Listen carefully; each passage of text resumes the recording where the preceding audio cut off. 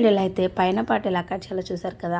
అదే కొలత తీసుకొని ఇక్కడ వచ్చేసి మనము నడుము కొలుచుకోవాలి. నడుము సేమ్ అక్కడ మనం పైన పాటకి ఎంత తీసుకున్నామో దాన్ని బట్టి మార్కింగ్ చేసేసుకోవాలి. ఇది కింద షేప్ వచ్చేసి మనకి అంబ్రెల్లా కట్ చేయడం కోసం 3 మీటర్స్ క్లాత్తో ఇలా మార్కింగ్ అనేది చేసుకుంటాము. ఇది మీషోలోనే వచ్చేసింది కదా, నెట్తో పాటు మనకు ఫ్రీ.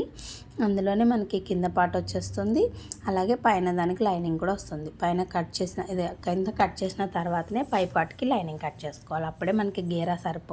ఇక్కడ చూసారు కదా, ఈ విధంగా ఫోల్డింగ్ వేశాక పైన పార్ట్ అనేది మనం మార్కింగ్ చేసుకున్నాం కదా. ఇప్పుడు ఇక్కడ నుంచి మనం హైట్ ఎంత ఉందో చూసుకోవాలి. 34 ఇంచెస్ 35 ఇంచెస్ ఎంతైనా కానివ్వండి.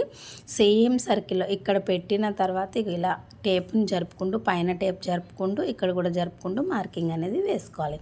ఇది ఇంకా పూర్తిగా డీటెయిల్గా కావాలి మీకంటే మన ఛానల్లో లాంగ్ వీడియో ఉంది కదా, అందులో ఇంకా చాలా క్లియర్గా ఉంటుంది. లాంగ్ వీడియోలో చూసేయండి ఇంట్రెస్ట్ ఉన్న వాళ్ళు. ఇక్కడ నుంచి మనం మార్కింగ్ అనేది ఇలా చేసుకుంటూ వచ్చేసేయాలి. ఇక్కడ జాయింట్ పడుతుంది కదా, అది చిన్న పీసే పడుతుంది, అది వేసేయచ్చు అనమాట.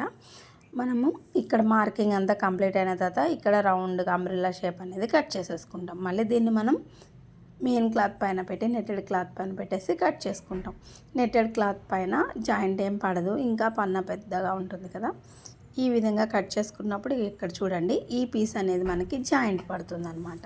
ఇది పడినా ఏం ప్రాబ్లం లేదు, చిన్న పీస్ అటాచ్ చేసేయచ్చు. ఇప్పుడు దీన్ని తీసుకొచ్చేసి మనము మళ్ళీ ఇందాక ఎలా అయితే వేసామో కోన్ ఆకారంలో సేమ్ అలాగే క్రాస్గా వేసి దీనిపైన ఈ షార్ట్ని పెట్టేసి కట్ చేసేయడమే. ఇది కట్ చేసేసాము అంటే ఇంకా తర్వాత మనకి స్టెప్స్ కోసము కెన్ లేస్ అటాచ్ చేసాం చూసారా, ఆ పీసెస్ ఎలా కట్ చేయాలో నెక్స్ట్ వీడియోలో చూపిస్తాను. దీన్ని కూడా ఎలా కట్ చేసామనేది కూడా చూపిస్తాను. వీడియో నచ్చితే లైక్ చేసి మన ఛానల్ సబ్స్క్రైబ్